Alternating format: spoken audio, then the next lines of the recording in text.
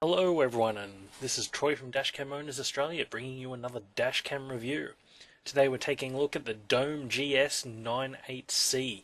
Now for those of you who have seen my reviews before, I have covered the original Dome G90 series. Now think of this camera as if that original Dome G90 had an uncle and that uncle was Arnold Schwarzenegger. This is what this camera would be. You may ask, what exactly does that mean? It means it keeps all the original great features I liked about the original Dome G90s, but is much better built and has a much better sort of sturdier quality to it. The GS98C actually has an all sort of metal build, so there's a bit more weight in it. It's almost twice as heavy as the original Dome G90. In terms of reliability, we'll have to see how that plays out as a factor. Now from GearBest, this camera does come with GPS. I will cover the GPS a bit more on this later, but I did not have a lot of luck. It seemed a little bit unreliable on the model that I had, so something to bear in mind with this camera. As you've seen, it comes in a very generic box by the pictures that I've been showing you here, but that is sort of reflected by the price. Now I'll show you what's included in the box with this camera. Starting at the top left, we have the camera itself, the GPS mount, top right. Bottom left, our basic start guide, which is in fractured English as usual, our USB cable for connecting it to a computer, and our charging lead. Now I'll give you a little tour around the camera, and as you may pick up on, this does share a lot of resemblances with the original G90 in terms of layout. As you see here on the back, you've got the same button layout as well as the event recording button, all pretty much in the same spots as usual, so almost entirely the same navigation and layout as the original, just with that all metal construction. The only real difference with this one is the GPS has a wire that plugs into the top, where the Dome G90 GPS was through the charging port. And I'll give you a few shots of the GPS mount in a minute. It does look better than the original Dome G90 mount, so we'll have to see how it holds up. I didn't have any issues with this one personally, but it is the middle of winter.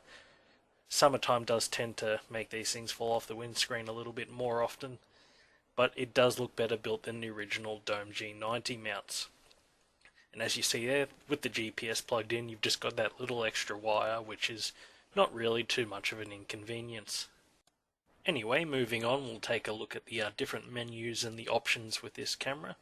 Now we'll first start off with taking a look at the different types of video resolutions for this camera. There's 1296p, 1080p at 60, 1080p at 30, a high dynamic range 1080p, 720p 60, 720p 30, and 2560 by 1080, which is cinema mode.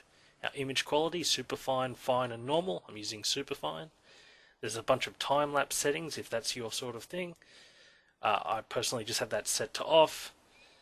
Our meter mode settings, which are center, average, and spot. I'm using center for all my videos.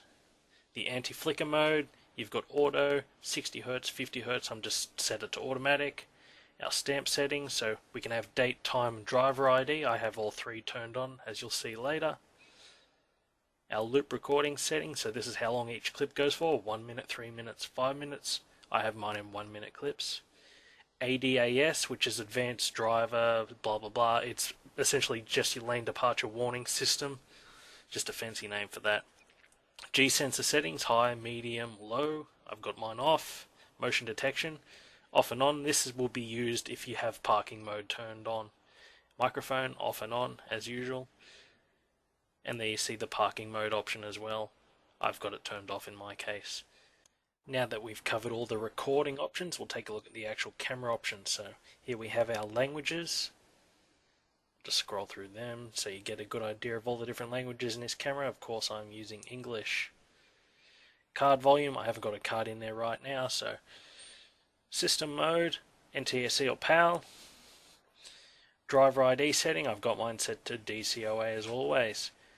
Now we have our time setup, very simple. Won't format because I don't have a card in there. Now you can reset the camera to default settings. Basic yes and no there. Next we have our auto power off settings, which is 1 minute, 3 minutes, 5 minutes and off.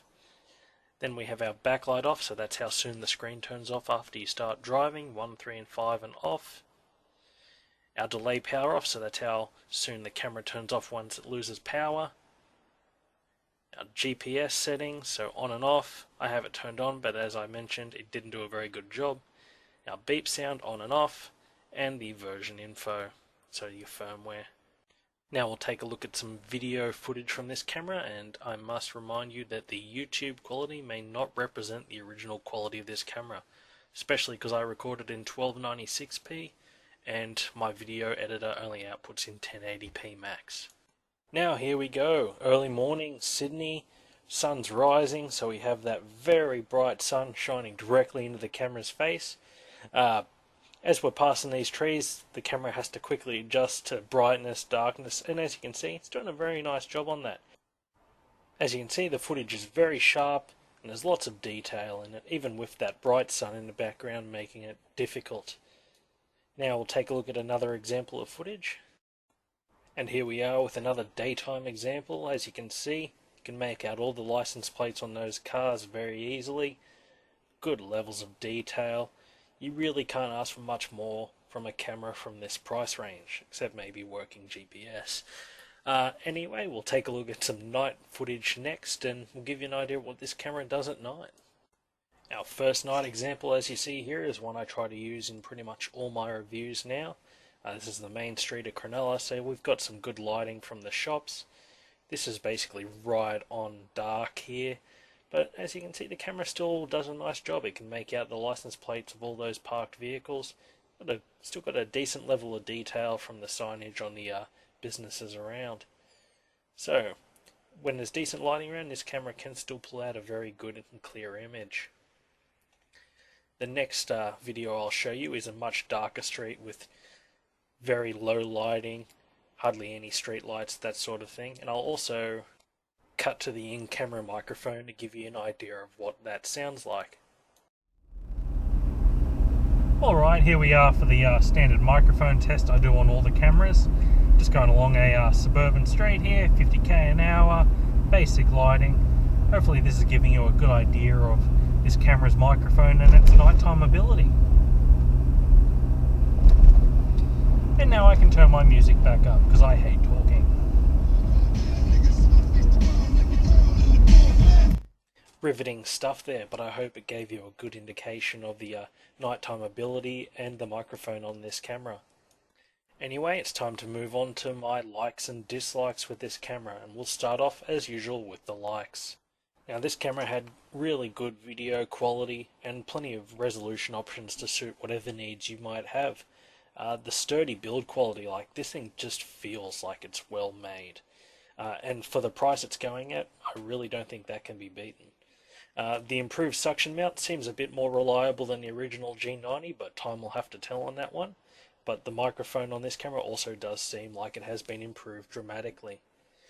Now, saying that, there's a few things this camera could improve on. First being the GPS. It only worked on a few occasions out of all the footage I took. And from what I saw on GearBest, there was another person that was complaining about this, so definitely something they need to look into.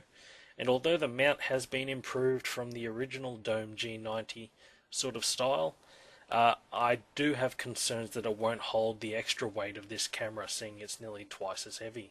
But apart from that, it looks like it's a very good buy for the $100 mark. I hope you've enjoyed this review, and I plan to be releasing a few more shortly, so please stay in touch and subscribe. This is Dashcam Owners Australia saying goodbye.